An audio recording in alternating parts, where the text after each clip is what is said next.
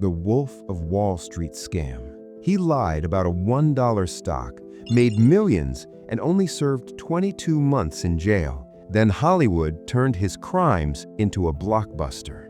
This is the story of Jordan Belfort, the man who scammed America and somehow got rich again doing it. And the wildest part? People still cheer for him. Let's start in Bayside Queens, 1962, a working-class Jewish neighborhood where dreams were modest and ambition usually had a ceiling. But one kid, Jordan Belfort, had no interest in ceilings. One day, a customer walks up. "1 lemon ice, please." Jordan replies, "For you, 2 for 1, but only if you tell 3 friends." The customer looks at him and says, "What are you, 12?" Jordan answers, 16, and I'm going to be rich. By the end of that summer, he had made 20 grand selling Italian ices. At 16, most teenagers would have blown that money on a Camaro. Jordan did something else. He enrolled in dental school. But on the very first day, the dean stood up and said, "If you're here to get rich, you're in the wrong profession." Jordan stood up, nodded, and walked out, just like that. Because he wasn't there to clean teeth, he was there to get rich, and this clearly wasn't the path. So next stop, meat. Jordan launched a door-to-door meat and seafood business. Yes, really. A customer asks him, You sell what now?" "Ma'am, flash frozen, hormone-free, and cheaper than your local butcher." The woman responds, "I don't eat red meat." Jordan fires right back, "Fantastic, let me show you our premium salmon." The business was messy, scrappy, chaotic, but surprisingly successful. At one point, he was doing $100,000 a month in sales. But reality caught up quickly. Late deliveries, spoiled meat, mountains of unpaid invoices. Within months, the whole business went bankrupt. But inside that wreckage, Jordan discovered something powerful, his real superpower. The product didn't matter. You could sell anything. And that realization led him to Wall Street. Jordan landed an entry-level job at L.F. Rothschild. This was where Jordan got his first taste of real money, real greed, and real power. He watched how brokers talked, how markets moved, and most importantly, how they sold. Then, October 1987 happened, Black Monday. The stock market crashed, phones stopped ringing, brokers stared at the falling ticker, and Jordan was fired.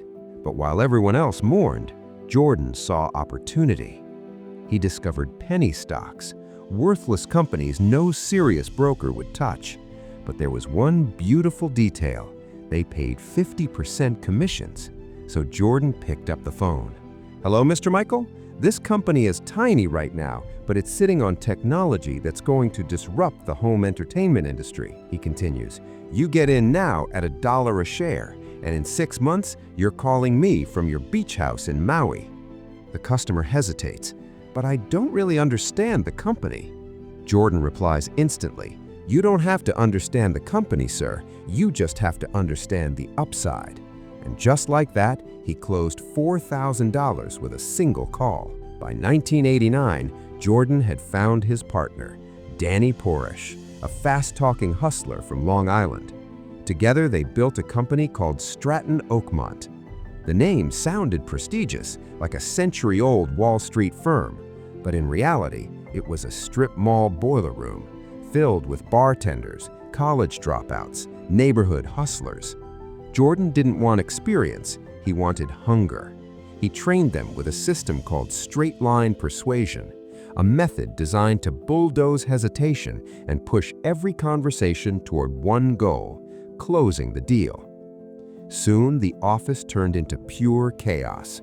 Phones ringing nonstop, air horns blasting, screaming brokers yelling orders, and the money, it poured in. But Stratton's real genius was who they targeted: working-class retirees, desperate parents, people Wall Street usually ignored. They sold them hope, wrapped in urgency, backed by fake projections.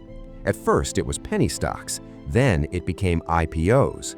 They would buy cheap shares, hype them up through aggressive sales calls, drive the price sky high, then dump everything at the top, a classic pump and dump. By the early 1990s, Stratton Oakmont had exploded. Jordan bought mansions, Lamborghinis, Rolexes, and a luxury yacht named after his wife, Naomi. But the entire empire was built on lies. By 1994, regulators were watching. The SEC flagged suspicious filings. Investors began complaining about stocks collapsing overnight. Then the FBI stepped in. In 1996, federal agents raided Stratton Oakmont. Phones were seized, files taken, computers copied. The empire was finished. By 1998, Belfort was facing 30 years in federal prison. So Jordan did what he had always done best. He sold. But this time, not stocks, information.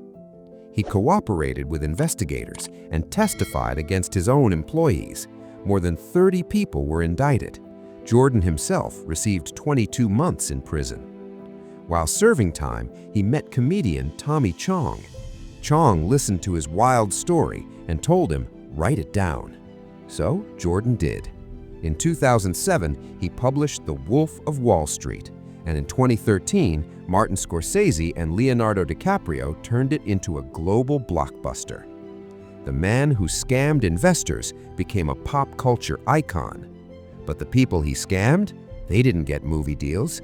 A teacher who lost her retirement, a veteran who invested his life savings, families who lost everything. The court ordered Jordan Belfort to repay $110 million. Only a fraction has ever been paid.